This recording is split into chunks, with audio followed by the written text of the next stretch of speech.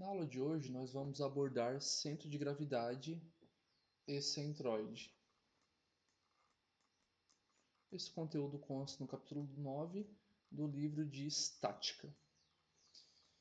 Centro de gravidade e centro de massa de um sistema de pontos materiais. Então, um corpo rígido ele pode ser classificado como um sistema de pontos materiais, né?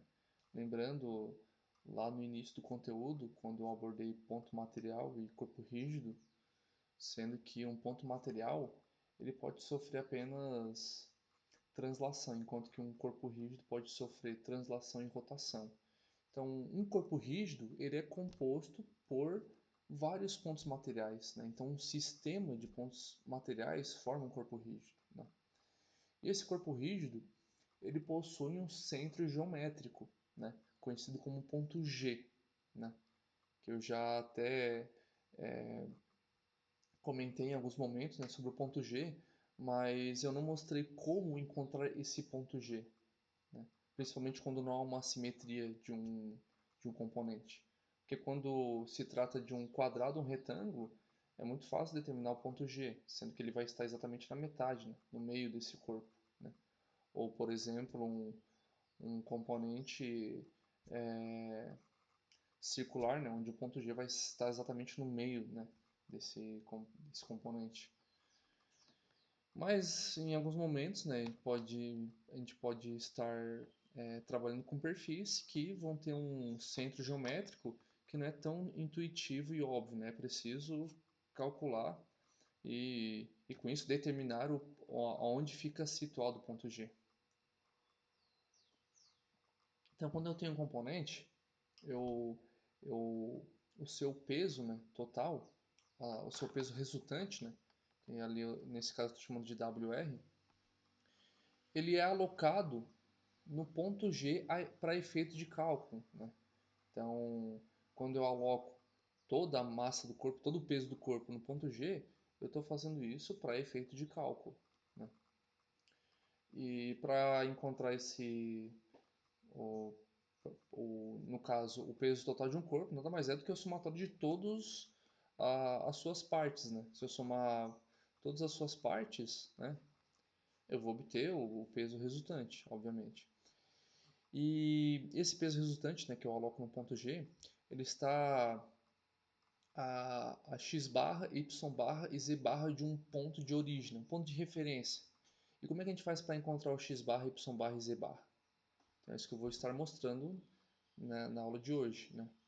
Então aqui eu estou mostrando uma figura, né, onde eu tenho um sistema, né, de pontos materiais, ou seja, um corpo rígido que é composto por um sistema de pontos materiais, onde eu vou ter vários pontos sendo que cada ponto vai ter um determinado peso, né? O ponto 1 vai ter peso 1, o ponto 2 vai ter peso 2 e o ponto N vai ter peso N, né? Cada ponto desse está a uma distância da origem, né? E o ponto G vai ser o ponto de equilíbrio desse meu sistema de pontos materiais, ou seja, vai ser vai ser o centroide do meu corpo rígido, né? O ponto de equilíbrio. E o que está sendo informado, né? No início desse parágrafo tá sendo explicado como nós podemos encontrar o ponto G. Então, a soma dos momentos dos pesos de todos os pontos materiais em relação aos eixos x, y e z é então igual ao momento do peso resultante em relação a esses eixos. O que eu estou dizendo? Que se eu pegar cada peso, né, de cada ponto, se eu pegar o peso de cada ponto e multiplicar pela distância até a origem e somar, isso vai ser igual ao peso total que está no ponto G, que está alocado no ponto G, né? Eu vou pegar esse peso total e multiplicar pelas distâncias até o ponto de origem. Ou seja, multiplicar pela distância em relação ao ponto de referência, né?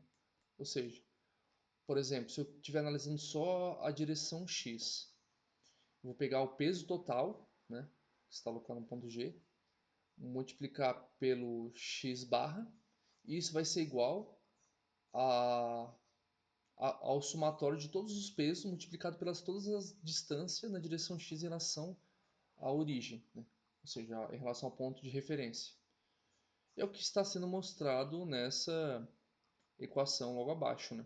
Então, ó, se eu pegar o peso total multiplicar por x barra, né, isso vai ser igual a o W1 multiplicado por x1 til, mais W2 multiplicado por x2 til, e assim sucessivamente até Wn multiplicado por xn til, né?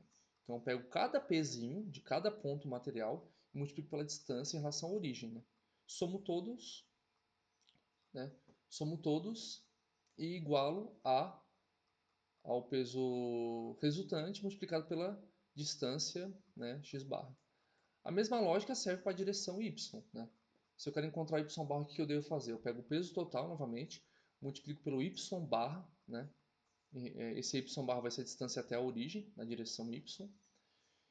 E esse produto vai ser igual a quem? Ao w multiplicado por x1 til, mais w2 multiplicado por x2 til, x não, y, volta a fita, né? De novo, o y barra multiplicado por WR vai ser igual a W1 multiplicado por Y1 til, mais W2 multiplicado por Y2 til, mais assim sucessivamente até WN multiplicado por YN til, né? Então, se eu pegar todos o peso de cada ponto e multiplicar pela distância na direção Y em relação à origem de cada ponto e somar todos, eu vou a soma de todos vai ser igual ao peso resultante multiplicado pelo y barra, né? E a mesma lógica serve para a direção z, né?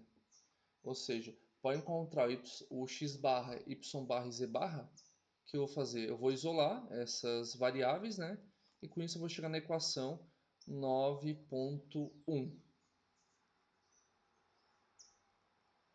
Essa equação nós vamos aplicar nos exercícios propostos para encontrar o x barra e y barra, né? O z barra não vou estar pedindo porque nós vamos abordar apenas em duas dimensões, né?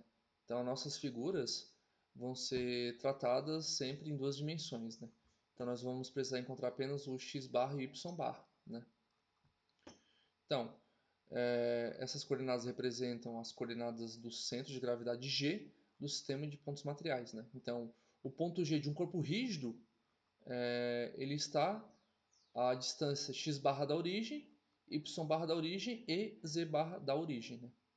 E x til, y til e z til são as distâncias em relação a cada ponto material, né? A distância de cada ponto material em relação à origem, né? Certo? Então, com isso, nós podemos encontrar o x barra e o y barra, que me mostra as coordenadas do ponto G em relação a um ponto de referência, né?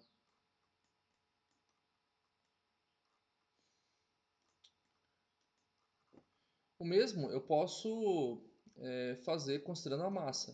Porque aqui nós estamos abordando o peso, né, do meu corpo, né? A gente está abordando o peso. Mas como o G é constante, a gente pode seguir a mesma lógica para a massa, né? Então, para encontrar o x barra, y barra e também o z barra, considerando a massa, eu posso aplicar o mesmo procedimento, né? Posso aplicar o mesmo procedimento, né? Aplicando a equação 9.2 para encontrar as coordenadas do ponto G do meu corpo rígido,